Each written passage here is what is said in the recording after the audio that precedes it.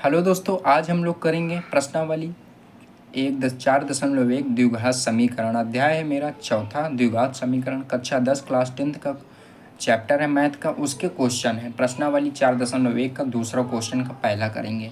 तो जैसे क्वेश्चन मेरे पास दिया है, एक आयताकार भूखंड का क्षेत्रफल 528 मीटर स्क्वायर है।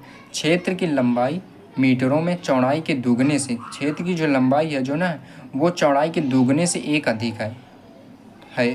तो क्या ना, एक अधिक हो तो हमें भूखंड की लंबाई और चौड़ाई ज्ञात करनी है। तो हम लोग इसे कैसे ज्ञात करेंगे? तो चलिए दोस्तों, वीडियो को शुरू करते हैं। वीडियो को लाइक और चैनल को सब्सक्राइब कर देना, ताकि आने वाली मेरी अगली वीडियो और ऐसे मैथ के कॉन्सेप्ट आपको पता चल सके, आपको मिल सके, तो आप लोग भी मैथ में होशियार हो जाएं। तो वीडियो को एक एक करके ज़रूर देखना। अब हम लोग इसके क्वेश्चन को पहले समीकरण बनाएंगे, उसके बाद लंबाई और चौड़ाई ज्ञात करेंगे। तो पहले हम लोग इसका देखते हैं ना, आयत बनाएंगे। तो आयत मतलब क्या? आयत तो जानती होगी, जिसके आमने सामने की भुजा क्या बराबर होती हैं, आयत वही होता है। तो ये जो होती है लंबाई, ये हो गई चौड़ाई। तो ये यहाँ से मैंने बना लिया आयत, है ना। क्यों दोस्तों, यहाँ से मैंने एक आयत बना लिया। इसका जो ये क्षेत्रफल है, कौन सा, इसका जो ये पूरा अंदर का क्षेत्रफल है, ये पूरा क्षेत्रफल होता है दोस्तों। ये जो होता है पूरा, इसे क्षेत्रफल होता है। ये पूरा अंदर का ये होता है, ये क्षेत्रफल होता है। इसका जो क्षेत्रफल है वो कितना है? 528 मीटर स्क्वायर। मतलब जो लंबाई होगी, चौड़ाई होगी, वो मीटर में होगी, तो क्षेत्रफल मीटर में आया है, वो भी स्क्वायर। तो हमें जो है ना, ये लंबाई, इसे L मान लो, और ये जो है मेरे पास, ये है चौड़ाई, इसे B मान लो। ये चौड़ाई, हमें लंबाई और चौड़ाई क्या है ना, ज्ञात करनी है। तो कैसे ज्ञात करेंगे? तो चलिए दोस्तों, हल करते हैं अपने इसको। तो यहाँ पर लिख लेंगे हम लोग हल, इसको करते हैं हल। तो हल करने के लिए पहले तो क्वेश्चन में पढ़ेंगे हम लोग क्या दिया। एक आयताकार भूखंड का क्षेत्रफल क्या है? 528। तो हम लोग यहाँ से लिख लेंगे आयताकार लिख लो, आयताकार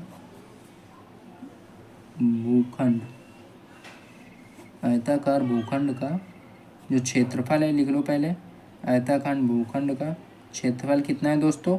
528 मीटर स्क्वायर, इसको लिख लेते हैं। उसके बाद हम लोग क्या करेंगे? उसके बाद हम लोग क्वेश्चन के अनुसार देखेंगे कि दिया है कि क्षेत्र की जो लंबाई है वो मीटरों में, मतलब मीटर में आएगी। लंबाई जो है चौड़ाई के दुगने से एक अधिक है, मतलब चौड़ाई क्या होगी, उसकी लंबाई जो है ना अधिक। तो यहाँ पर हम लोग क्या मानेंगे? यहाँ पर मानेंगे, क्योंकि यहाँ पर ना लंबाई दिया ना चौड़ाई दिया, तो मानेंगे क्या कि मानेंगे चौड़ाई बराबर क्या? मानेंगे चौड़ाई बराबर क्या है? x है। कितनी है? चौड़ाई बराबर x मीटर। ठीक, तो मेरी लंबाई जो होगी वो कितनी होगी? लंबाई कितनी होगी? लंबाई क्वेश्चन में ही दिया है कि लंबाई जो है ना चौड़ाई के दुगने से, मतलब चौड़ाई के दुगने से, तो चौड़ाई कितनी है? x, तो दुगना क्या हो जाएगा? 2x से एक अधिक है। एक अधिक मतलब एक अधिक है, तो चौड़ाई की लंबाई कितनी आ जाएगी? 2x + 1। चौड़ाई x, तो लंबाई कितनी है? 2x + 1 है।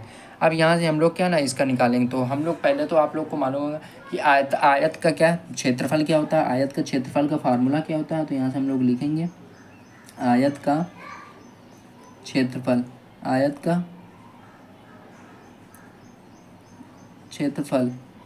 क्षेत्रफल कितना है मेरे पास? ये दिया है 528। कितना? 528 मीटर स्क्वायर। और इसका क्षेत्रफल का फार्मूला क्या होता है? लंबाई गुणे चौड़ाई। लंबाई गुणे चौड़ाई क्या होता है? लंबाई गुणे चौड़ाई। तो लंबाई मेरे पास क्या है? लंबाई है मेरे पास 2x + 1, और चौड़ाई मेरे पास क्या है? x है। इसको कोष्ठक में लिख देंगे और यहाँ लिख देंगे 528। ओके दोस्तों, अब हम लोग क्या ना गुणा कराएंगे। गुणा किस में कराएंगे? x का 2x में, फिर x का 1 में। तो x का 2x में कराओगे तो आ जाएगा 2x स्क्वायर प्लस का x बराबर 528 आ गए। अब आप लोग एक काम करिए, 528 को इधर ले आइए। 528 को इधर ले आएगा तो इधर ले आओगे तो इधर हो जाएगा 2x square plus x minus का 528 बराबर 0। अब हमें, मेरे पास ये एक समीकरण बन गए, x square plus b x plus c में, है ना। तो अब हमें इस समीकरण के द्वारा गुणनखंड विधि द्वारा हल करके लंबाई और चौड़ाई ज्ञात करनी है। तो गुणनखंड विधि कैसे हल करते हैं? उसमें क्या करते हैं, जो ए होता है उसमें सी का, ए में सी का गुणा करते हैं, फिर वो जो होता है उसका गुणनखंड करते हैं, उसका फैक्टर करते हैं, उसका एचसीएफ निकालते हैं। मतलब ऐसा निकालेंगे कि मतलब बीच वाली संख्या को तोड़ना रहता है, कि ऐसा तोड़ेंगे कि गुणा करने पर जो आए, इन दोनों का गुणा होगा वो आए, और जोड़ने या घटाने पर एक्स आए। तो हम लोग पहले इसको गुणा करेंगे। तो 528 में 2 का गुणा कर लेते हैं, इधर कर लेते हैं दोस्तों, इधर बता देते हैं आप लोगों को।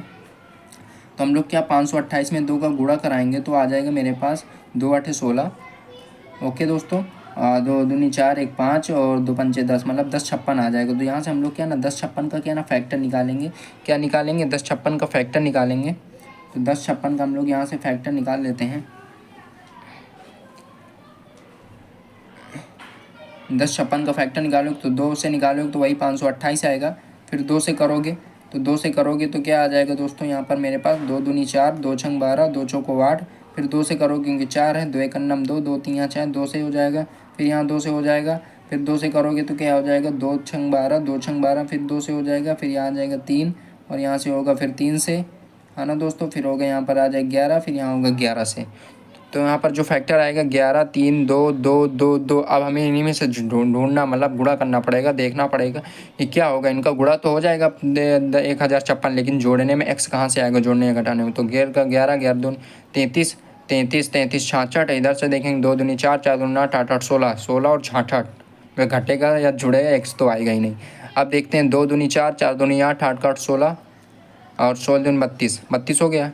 इधर देखते हैं 32 और ये 33, 11 3 33 और 32 और 33। अगर 32 33 के अंदर बीच का कितना फ़र्क, एक का फ़र्क, मतलब एक सा आ जाएगा और गुणा में 10 56 आएगा। तो यहाँ से हम लोग अब गुणा करा के देखेंगे। 32 और 33 बढ़ेगी, तो 33 बड़ा है तो यहाँ पर मतलब 2x² प्लस का 33x लिखेंगे, माइनस का 32x लिखेंगे और माइनस का 528 लिखेंगे और बराबर में 0 लगा देंगे। ठीक है दोस्तों। फिर यहाँ से हम लोग देखेंगे इन दोनों में से क्या कॉमन हो रहा है, इन दोनों में से x कॉमन हो रहा है। तो x कॉमन ले लेंगे तो यहाँ से बचेगा 2x प्लस यहाँ से बचेगा 33, मतलब 33। फिर यहाँ से क्या कॉमन हो रहा है, यहाँ से देखेंगे कि यहाँ पे 2 बचना चाहिए। यहाँ से हम लोग 16 कॉमन ले लेंगे। क्या कॉमन ले लेंगे? 16। यहाँ से बचेगा मेरे पास 2x, यहाँ से बचेगा प्लस का 33। जब 33 का 16 हम गुणा कराएंगे तो 528 ही आएगा। ठीक है ना दोस्तों। उसके बाद अलग अलग लिख लेते हैं। इसको लिख लेते हैं 2x प्लस 33 और इसको लिख लेंगे हम लोग क्या, x माइनस 16। तो ये मेरे पास 2 आ जाएंगे, बराबर 0 लेंगे। अब हम लोग यहाँ से क्या ना बराबर निकाल के 0 रख के, दोनों का अलग अलग 0 रख के x का मान निकालते हैं। तो मतलब 2x प्लस 33 बराबर 0 रखना है या x माइनस 16 बराबर 0 रखना है। तो यहाँ से x बराबर क्या आ जाएगा, यहाँ से आ जाएगा माइनस का 33/2, जो कि अमान्य है, माइनस में नहीं आना चाहिए। क्यों? क्योंकि माइनस में चौड़ाई तो होगी नहीं, क्योंकि चौड़ाई x मान है तो माइनस में चौड़ाई तो होगी नहीं। यहाँ से देखेंगे तो यहाँ से x बराबर आ जाएगा 16, तो यही जो होगी 16 मीटर। तो यही जो होगी ये मेरी होगी चौड़ाई। हमें क्या ना लंबाई भी ज्ञात करनी है। तो लंबाई ज्ञात करने के लिए हमें क्या करना पड़ेगा, अब हमें लंबाई ज्ञात करना है। तो लंबाई क्या होगी मेरी, लंबाई क्या थी मेरी 2x प्लस 1 थी। तो x का मान रखेंगे, x का मान रखेंगे तो क्या हो जाएगा 2 गुणे 16 प्लस 1। यहाँ से क्या आ जाएगा 16 दूनी 32 प्लस 1 बराबर 33। तो 33 मीटर वो हो जाएगी मेरी लंबाई। तो 33 मीटर क्या है ना लंबाई। तो चौड़ाई लंबाई यहाँ लिख लेते हैं। तो लंबाई बराबर 33 मीटर और चौड़ाई बराबर 16 मीटर। तो इस प्रकार के क्वेश्चन को हम लोग ऐसे कर सकते हैं। तो लंबाई और चौड़ाई मेरी आ गई, तो इस प्रकार के क्वेश्चन को हम लोग ऐसे आसान पूर्वक कर सकते हैं। तो दोस्तों अगर वीडियो अच्छी लगी तो लाइक करना। इसी प्रकार अगला क्वेश्चन भी करते हैं, इसका दूसरा वाला भी अभी करना है ना। तो ये तो लंबाई चौड़ाई आ गई इसके सूत्र से, है ना। अब हम लोग इसी प्रकार के दूसरा क्वेश्चन को भी कर लेते हैं। अब मेरे पास जैसे दूसरा क्वेश्चन दिया है, 2 क्रमागत धनात्मक पूर्णांकों का गुणनफल 306 है। कितना है? 306। हमें पूर्णांक ज्ञात करने, हमें क्या ज्ञात करने हैं, पूर्णांक क्या है। तो क्रमागत पूर्णांक क्या होते हैं ये भी देखो। धनात्मक पूर्णांक क्या होते हैं, धनात्मक मतलब x या comma x+1 comma x+2 comma x+3, ये धनात्मक पूर्णांक होते हैं ना। तो हमें 2 क्रमागत मतलब एक साथ लेने। तो पहला क्या होगा, x होगा, दूसरा क्या होगा x+1, है ना। तो पहला यहाँ से हम लोग लिख भी सकते हैं कि पहला धनात्मक पूर्णांक, पहला धनात्मक पूर्णांक बराबर x तथा दूसरा धनात्मक पूर्णांक बराबर x+1, है ना। ये हो जाएगा। लेकिन प्रश्नानुसार क्या कह रहा है, यहाँ से देखेंगे हम लोग, लिखेंगे यहाँ से प्रश्नानुसार क्या कह रहा है, दोनों पूर्णांकों का जो गुणनफल है 306 है। मतलब जो होगा ये x और यहाँ से गुणा x+1 जो है वो कितना है, वो है 306। इनका गुणन कितना है, 306। इनका गुणा करेंगे तो x का x में करोगे x स्क्वायर हो जाएगा, इसका इसमें करोगे हो जाएगा प्लस का x। ठीक है, ये इधर आ जाएगा, इसको इधर ले आओ तो 306 हो जाएगा बराबर 0। तो ये मेरा बन गया समीकरण। अब इस समीकरण को हम लोग हल कर लेंगे वही गुणनखंड विधि द्वारा। तो 306 को हम लोग को फैक्टर निकालने हैं कि जोड़ने पर ये x है। तो 306 को उसी प्रकार जैसे अभी इस पिछले वाले क्वेश्चन में किया, तो 306 का हम लोग फैक्टर निकालेंगे। तो 306 को फैक्टर निकालेंगे तो क्या आ जाएगा, 2 का भाग 2 से देंगे तो 2 एक अन्नम 2, 2 5 6 10 और 2 3 6। फिर 2 से करेंगे, अब 2 से नहीं होगा, पहले इसको देखो 2 ठीक है। अब यहाँ से देखेंगे 3 से हो जाएगा, हाँ 3 से हो जाएगा, 3 5 15 और 3 एक अन्नम 3। फिर यहाँ से देखेंगे 3 से हो जाएगा, हाँ 3 से हो जाएगा 17 51। अब ये होगा 17 से खुद, क्योंकि 17 खुद एक प्राइम अभाज्य संख्या है ना, तो 17 से हो गया। तो यहाँ से हम 17 3 3 3 2 में देखेंगे कि इनका जो गुणन होगा, मतलब इनका फैक्टर कैसे बनेगा। तो 17 51 और 3 दूनी 6, 51 6 में बहुत का अंतर है। 2 3 3 का 9 और 9 दूनी 18, 18 और 17 में 1 का अंतर है, तो 18 और 17 ही हो गए है ना। तो एक्स स्क्वायर लिख लेंगे, 18 बड़ी माइनस में आना चाहिए, तो प्लस का तो जो 18 रख देंगे, 18x और माइनस का 17x है ना। तो ये जब घटेगा तो एक प्लस में आएगा, क्योंकि जब ये माइनस प्लस घटते हैं, लेकिन बड़ी वाली संख्या का जो चिन्ह है वही आएगा, और लेकिन गुणा होगा तो माइनस में आएगा। तो हो जाएगा यहाँ से ये तो x हो जाएगा, और माइनस का ये 306 लिखा है, इसको लिख देंगे, बराबर में 0 लिखा वो 0 लगा देंगे। ठीक है दोस्तों, अब यहाँ से हम लोग फिर से ध्यान से देखना क्या करेंगे। अब इन दोनों में हम लोग देखेंगे क्या कॉमन हो रहा है, कॉमन क्या हो रहा है इन दोनों में वो देखेंगे। तो कॉमन क्या हो रहा है, इन दोनों में कॉमन मेरे पास x हो रहा है दोस्तों, तो x लिख देंगे। उसके बाद यहाँ पर बचेगा मेरे पास x, जो x में गुणा करेंगे तो x स्क्वायर हो जाएगा, फिर प्लस में जोड़ेंगे और यहाँ से लिख देंगे 18। तो ये 18 लिख दिया दोस्तों। उसके बाद यहाँ पर हम लोग देखेंगे कि यहाँ पर मेरे पास माइनस का 17 कॉमन होगा, क्योंकि दूसरे ब्रैकेट में भी जो ब्रैकेट आएगा उसका मान बिल्कुल इसके बराबर आना चाहिए, तो ही गुणनखंड माना जाता है। तो यहाँ पर x हो जाएगा, और इसमें जब 17 में इसको भाग देंगे तो यहाँ पर मतलब प्लस का 18 आ जाएगा। क्योंकि दोस्तों अगर हम लोग 17 से इसमें गुणा करेंगे तो -17 x हो जाएगा, और माइनस का 17 का माइनस प्लस का 18 में गुणा कराएंगे तो प्लस माइनस का 306 हो जाएगा, बराबर में 0 है।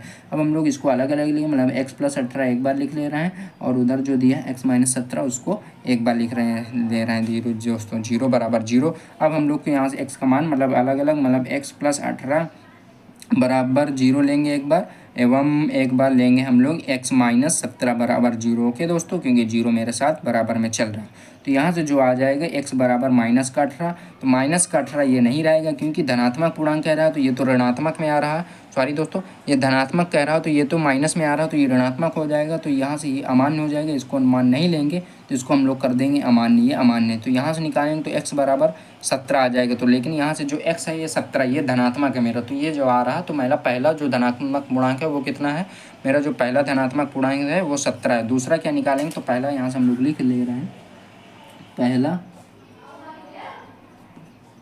पूर्णांक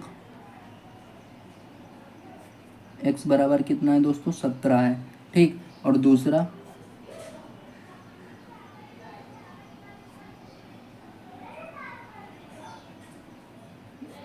पूर्णांक निकालेंगे क्या, x + 1 क्या था, x + 1।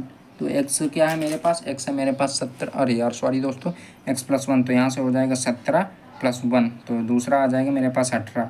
तो यही दो 17 और 18 यही दोनों इसका आंसर रहेगा। तो इस प्रकार से हम लोग ऐसे क्वेश्चन को हल कर सकते हैं। अगर दोस्तों वीडियो अच्छी लगी हो तो प्लीज़ एक लाइक ज़रूर कर देना, और चैनल में नए हो तो सब्सक्राइब कर देना। तब तक के लिए जय हिंद, जय भारत।